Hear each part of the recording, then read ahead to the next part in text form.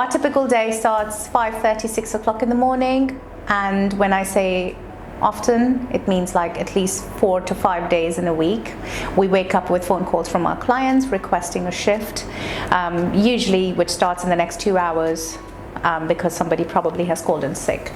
So it's challenging to find workers at that time of the morning, but sometimes you can make your own life easy by having a cohort of workers ready with their availability so that you can actually approach them and ask them to start the shift. Sometimes travel is a challenge, so I put that challenge out of the equation by offering them a pick up and drop. So sometimes I would offer them to take a cab, or if I'm in a position to be able to go and drop them, I have done that too. So and then the normal 9 to 5 hours of work. When you get to the office, you do your emails, you do your client visits, business development.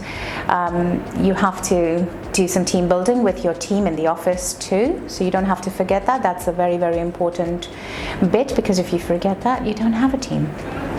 And then you're just two-man army, like me and my husband. That's very frustrating. Anyway, so and then after the 9 to 5, the typical day ends. However, just in the eyes of the whole world, really, who do corporate jobs. In the eyes of a care home, in the eyes of all our clients, in the eyes of us, no, it doesn't end at 5 o'clock. Then you start, so typically you will start getting calls around 6:30, or sometimes even as late as 8 o'clock.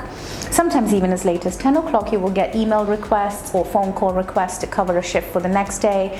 Sometimes around 6 or 8 in the evening to cover the shifts for the same night.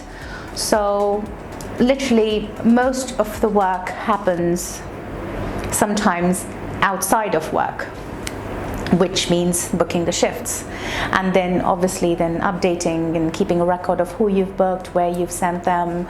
That takes some time as well. So a typical day would start around 5:30 to 6 and would end around 10 probably. But obviously you can keep doing other things around it. It's not like you have to continuously sit waiting for a call, but you just become used to okay, I've got a call now, and you find your own ways on how to be ready for those calls actually.